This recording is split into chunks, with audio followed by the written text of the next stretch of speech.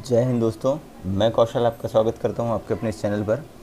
आज की इस वीडियो में हम बात करेंगे कि हमने आज के लिए क्या डिस्कशन किया था। एक्सपायरी स्पेशल जो एक वीडियो मैंने पोस्ट किया था, ठीक है, और उस वीडियो में हमने क्लियरली ये मेंशन किया था कि इस लाइन के नीचे हमारे पास कोई भी कॉल नहीं होना चाहिए और इस लाइन के ऊपर हमारे पास कोई भी पुट नहीं होना चाहिए, ठीक है। ऑल्दो आप इसके ऊपर यदि कॉल रखते तो आप देख सकते हैं कि कॉल हमको किस तरह का मूवमेंट दिया है। हमने सबसे पहले आज सुबह यहाँ पर ही एक पुट की पोजीशन बनाई थी जिसमें हमने अच्छा खासा प्रॉफिट बुक किया और उसके बाद जो हमारे डेली के जो भी टारगेट होते हैं वो हमने अचीव कर लिए, ठीक है। एक्सपायरी के दिन थोड़ा सा आपको कॉशियसली ट्रेड करना होता है कि एटलीस्ट हमारे पास से कोई पैसा जाए ना। यदि नहीं आ रहा है, प्रॉफिट ना हो कोई दिक्कत नहीं है, कम प्रॉफिट हो कोई दिक्कत नहीं है, एटलीस्ट हमको जो है वो डे लॉस में क्लोज नहीं होना चाहिए। देखिए, एक्सपायरी के दिन दोस्तों सबसे बड़ी चीज़ होती है कैपिटल को सेव करना, ठीक है। यदि आपने अपना कैपिटल को सेव करना सीख गए, ठीक है, तो प्रॉफिट तो आज नहीं तो कल नहीं तो परसों आपको आ ही जाएगा, ठीक है। बट यदि आपके पास कैपिटल ही आपने ज़ीरो कर लिया, कैपिटल ही आपका ज़ीरो हो गया, तो फिर आप उससे प्रॉफिट कैसे बनाएंगे। तो सबसे ज़्यादा इम्पॉर्टेंट होता है हमको हमारा जो कैपिटल है उसको सेव करना। और कैपिटल किस तरह से सेव करेंगे, या तो आप सही ट्रेड लें, ठीक है, और यदि आपको ऐसा लगता है कि हमारी ट्रेड एक्सपायरी के दिन गलत होती है, ठीक है, तो आप उस दिन थोड़ा सा कॉशियसली रहें और उसके बाद उस दिन आप ट्रेड ना करें, ठीक है। हमने जो ट्रेड लिया था वो मैं आपको बता देता हूँ। ये हमने एक ट्रेड लिया था, ठीक है। मार्केट यहाँ पर ओपन हुआ, उसके बाद जब मार्केट इस वाले ट्रायंगल को जैसे ही नीचे ब्रेक डाउन दिया, हम लोगों ने एक ट्रेड लिया और उस ट्रेड से जल्दी ही हमने अपना प्रॉफिट बुक कर लिया जो हमारा डेली का टारगेट था, और कम लॉट लिए थे तो स्पेसिफिक मूव हमको मिले हैं और ठीक ठाक प्रॉफिट हुआ। उसके बाद हम लोगों ने ऐसी ट्रेडिंग को नहीं किया क्योंकि आज जो है वो एक्सपायरी का डे था और अनएक्सपेक्टेड मूव आज के दिन होते हैं। आप यहाँ देख सकते हैं, जनरली यदि मैं इसको वन डे के टाइम फ्रेम पर लगाऊं तो जनरली बैंक निफ्टी जो आपको मूव देता है वो आपको लगभग 400 से 500 पॉइंट का मूव देता है, ठीक है, एवरेज मूव। आज बैंक निफ्टी 755 पॉइंट ऊपर क्लोज हुआ है, ठीक है। चलिए अब हम बात कर लेते हैं दोस्तों कल के लिए कि कल हमको किस तरह से कामकाज करना है, ठीक है। कल जून मंथ की जो सीरीज़ है वो स्टार्ट हो जाएगी, ठीक है। अब हम बात करते हैं कि कल हम किस तरह से प्लान करते हैं। एक तरह उससे पहले हम जो है वो मार्केट स्नैपशॉट को एक बार देख लेते हैं। यदि मार्केट स्नैपशॉट की बात करूं तो आज एडवांस डिक्लाइन रेशियो में यदि बात करें हम तो 866 स्टॉक्स जो थे वो डिक्लाइनिंग थे और 1202 स्टॉक जो थे वो एडवांसेस थे, ठीक है। यदि अभी FII DII का डेटा अपडेट नहीं हुआ है तो उसके बारे में अभी हम बात नहीं करेंगे। यदि मार्केट के इंडाइसेस देखें, यदि ब्रॉड मार्केट इंडाइसेस, तो आपको आज हर इंडाइसेस जो है वो ग्रीन में दिखाई दे रहे हैं, ठीक है। सेक्टर वाइज यदि देखें तो आपको लगभग हर सेक्टर जो है FMCG को छोड़कर हर सेक्टर आपको ग्रीन में दिखाई दे रहा है। निफ्टी बैंक 2.2% अप है, निफ्टी 50 लगभग 1% अप क्लोज हुआ है, ठीक है। अब हम बात कर लेते हैं कि कल के दिन हमारी किस तरह से प्लानिंग होनी चाहिए, ठीक है। तो आज के जो भी हम लोगों ने एनालिसिस के लिए जो भी हम लोगों ने लाइंस और जो भी हमने ड्रॉ किया था उसको मैं हटाता हूं और उसके बाद चलते हैं दोस्तों 15 मिनट के टाइम फ्रेम पर। और 15 मिनट के टाइम फ्रेम पर जाने के बाद आज हम अपने लो और हाई को मार्क कर लेते हैं और उसके बाद हम कल की प्लानिंग करेंगे कि कल हमको किस तरह से कामकाज करना चाहिए, ठीक है। तो यहाँ पर आज का हाई बैंक निफ्टी ने लगाया है 35,222 के आसपास का, ठीक है।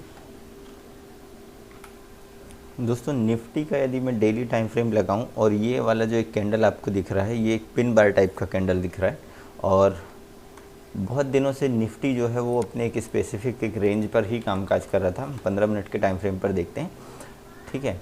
और उसके बाद आज निफ्टी ने अपने उस रेंज के ऊपर साइड आकर क्लोजिंग दी है, ठीक है। बैंक निफ्टी की यदि हम बात करें तो बैंक निफ्टी भी पिछले 1 2 3 दिनों में उसी एक रेंज के अंदर ही कामकाज कर रहा था और आज के दिन उस रेंज के ऊपर आई है मार्केट और उसके बाद जो है वो इस रेंज को ब्रेक करके ऊपर साइड की क्लोजिंग बैंक निफ्टी ने हमको दिया है। ठीक है, और सेम ऐसे ही हमको निफ्टी में भी दिखाई दे रहा है, बट निफ्टी जो है वो उतना स्ट्रॉन्ग नहीं दिख रहा है जितना कि बैंक निफ्टी दिख रहा है। अभी यदि हम बात करें तो निफ्टी की, निफ्टी अभी भी अपने इस रेंज के नीचे ही है। यदि ये वाला हम रेंज देखें तो इस रेंज के नीचे ही अभी निफ्टी जो है वो है। ठीक है, ऊपर साइड वाली रेंज की। अब बात कर लेते हैं कि कल हमने किस तरह की हमको प्लानिंग करनी है और किस तरह का हमको कामकाज करते हुए दिखेगा। लेट सपोज़ निफ्टी ओपन हो जाता है फ्लैट। ठीक है, फ्लैट ओपन होगा, हमारे लिए बुलिश मोमेंटम तब स्टार्ट होगा। आज यहाँ पर आपको रिकवरी ज़रूर दिखाई दे रही है, बट ये रिकवरी जो है वो मार्केट मूव के साथ साथ शॉर्ट कवरिंग के कारण भी आपको ये रिकवरी दिखाई दे रही है। अब ये रिकवरी सस्टेन करेगी या नहीं, ये हम आगे चल के देखेंगे। हम हमारे तीनों सिनेरियोज़ को डिस्कस कर लेते हैं। कभी भी दोस्तों मार्केट पर बायस नहीं होना कि यही होगा या फिर इसके बाद यही पॉसिबल है, ऐसा नहीं है। यदि ओवरनाइट कोई भी चेंजेस आते हैं तो मार्केट के मूव पर भी चेंजेस आते हैं और उसका भी इम्पैक्ट पड़ता है। लेट सपोज़ यहाँ मार्केट ओपन हो जाती है कल के दिन। ठीक है, हम हमारे लिए कोई भी पोजीशन तब बनाएंगे जब मार्केट 204 इस वाले लेवल को ब्रेक करती है, या आप और सेफ रहना चाह रहे हैं तो इसके ऊपर जब मार्केट निकलेगी 262 के ऊपर, तो हम एक कॉल की पोजीशन बना सकते हैं। पहला जो टारगेट होगा वो होगा मेरा 334 का और जो दूसरा टारगेट होगा वो होगा 414 का। ठीक है, ज़्यादा बड़े हम टारगेट नहीं रखेंगे। क्यों? क्योंकि आज के दिन यदि बड़ा मूव हमको दिख गया है तो हो सकता है कि कल मार्केट जो है वो रेंज बाउंड भी रह सकती है। ठीक है, अब बात करते हैं यहीं कहीं ओपन होने के बाद मार्केट यदि इस वाले लेवल को नीचे साइड ब्रेक करती है, और ये लेवल क्या है वो भी हम यहाँ एक बार देख लेते हैं। 16,083 के लेवल को यदि मार्केट नीचे साइड ब्रेक करती है 16,080 के आसपास, यदि इस वाले लेवल को, या ये वाला आप स्विंग भी देख सकते हैं, इस वाले स्विंग को यदि मार्केट नीचे साइड ब्रेक डाउन देती है तो फिर हम जो है वो पुट की पोजीशन बनाएंगे। पहला जो टारगेट होगा वो होगा 16,000 का। यदि ये वाला लेवल भी ब्रेक हो जाता है और मार्केट 16,000 के नीचे सस्टेन करने लगती है, 15 मिनट का एक कैंडल यदि इस वाले 16,000 वाले लेवल के नीचे साइड क्लोजिंग दे देता है, ठीक है, तो फिर हम जो है उस वाली पोजीशन को आगे कंटिन्यू रखेंगे हम हमारे एसएल को ट्रेल करके, और जो अगला टारगेट होगा वो 15,903 के आसपास का मेरा होगा। ठीक है, अब बात करते हैं यदि गैप अप या गैप डाउन ओपन हो जाता है मार्केट, यदि बात करते हैं 262 के ऊपर, यानी 16,262 के ऊपर यहाँ कहीं ओपन होता है तो थोड़ा सा वेट कीजिएगा। यदि इस तरह की कोई रेंज बनती है और उस रेंज के ऊपर मार्केट निकलता है तो उस रेंज के निचले वाले हिस्से का हम एसएल लगाकर कॉल की पोजीशन बनाएंगे। पहला टारगेट 334 और दूसरा टारगेट 414 का ही हम रखेंगे। ठीक है, इसके ऊपर यदि मार्केट बढ़ती है तो कोई दिक्कत नहीं, जैसे हमने आज के दिन हमारा प्लानिंग किया था बैंक निफ्टी पर।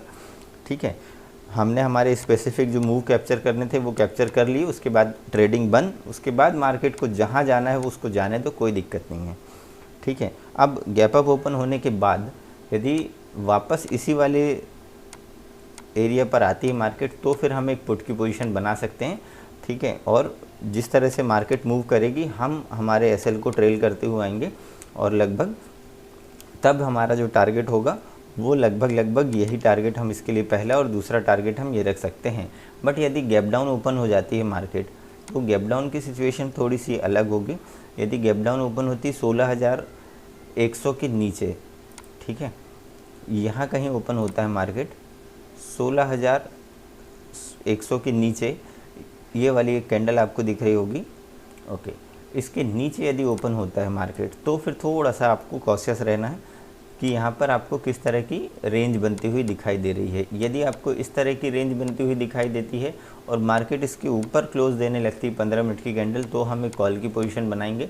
ठीक है, या फिर ये वाली रेंज इस तरह की ना बन के यदि इस तरह की रेंज बनती है, ठीक है, और इस रेंज का हमको नीचे साइड का ब्रेकडाउन मिलता है तो हम एक पुट की पोजीशन बना सकते हैं। पहला टारगेट होगा हमारे लिए 16,000 का और दूसरा टारगेट होगा 15,900 का।